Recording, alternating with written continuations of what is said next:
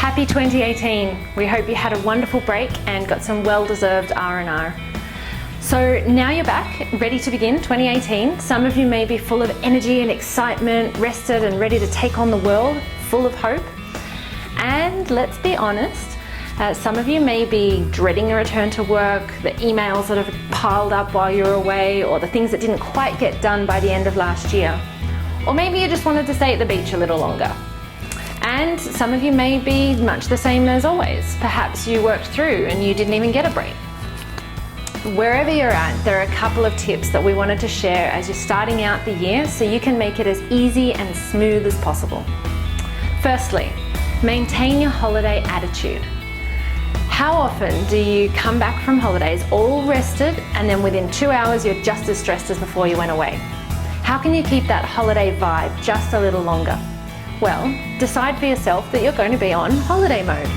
Now that doesn't mean that you sit around eating and drinking and socializing without doing any work, but it does mean that you're going to do the things you would do for work in a relaxed way. So it's not about slacking off, it's about being very active, very productive in your work without allowing yourself to be stressed about it. So being busy doesn't mean you have to be stressed. You can be very busy and have a great time doing it. Second, keep your expectations in check. It's a wonderful thing to decide that this year will be different, but only if you have a plan for things you can do to make it different. No matter how hard you try, you can't change other people, and you can't change the world overnight because you decided to.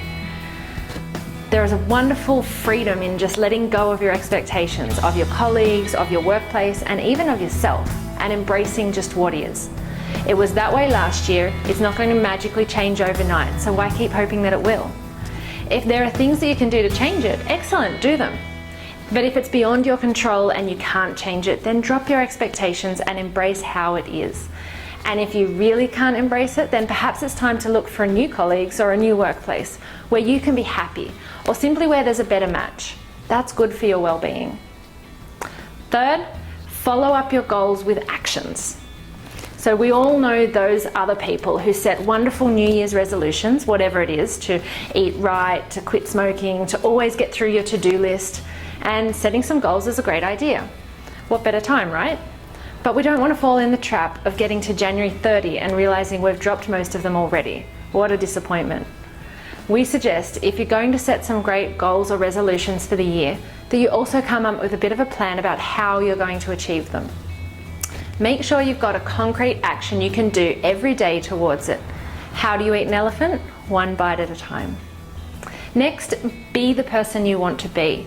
It's easy to get all caught up in doing, running from here to there, trying to cram in as much as you can into every day. Before you know it, that's your life. As the great John Lennon said, life is what happens to you while you're busy making other plans. So spend some time thinking about who you want to be. How will you show up for yourself and for others? What emotions do you want to experience each and every day? Can you do a little bit of that every day? This is about living in line with your values, and it's about creating a way of working that will work for you for the entire year. Don't repeat last year's mistakes. What do you need to set up now so you can be mentally healthy, positive, and full of energy and peace throughout the year ahead? Next, talk nicely to yourself. The quality of your self-talk plays a huge role in your well-being and your performance. There are enough haters and trolls in the world who will not talk nicely to you, so just don't be one of them. Sure, it's not a bad thing to give yourself a kick in the butt sometimes when you need it, but most of us are much, much harsher with ourselves than we would be with anyone else. A good way to think about it is, how would you talk to your children? I think most of the time we're encouraging, supportive, even when they're not good at something yet. And we put a lot of effort into showing enthusiasm in whatever our children are interested in. We're willing to go above and beyond to give them the best we can.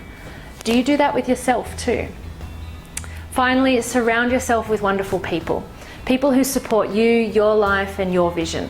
There might have been some difficult or stressful interactions over the holidays. That's what happens when families come together. Although, all our old stuff comes up, no matter how enlightened we are in our everyday life, when we get together with family, however you define family, we tend to fall back into our old patterns of interacting. If you're lucky, you have a wonderful, supportive family who accepts you just as you are and you all get along great. But for most of us, there will be family members or even whole families that we just don't gel with. We might love them, but we've come to accept that that's who they are, even if they don't offer us the same unconditional acceptance back. There might have been some harsh words said, whether you were the giver or the receiver. A genuine apology with no expectation of it being accepted could go a long way to mend those wounds. And even if it doesn't, it'll help you to know you did all you could. Now you can turn your focus to surrounding yourself with positive people, your tribe, your chosen family. It doesn't mean cutting all ties with the others, unless that's what you want to do, but at least energetically choosing to focus on the people who support you, who make you feel good, or who help you to grow. And that's our tips for 2018 to have a wonderful year.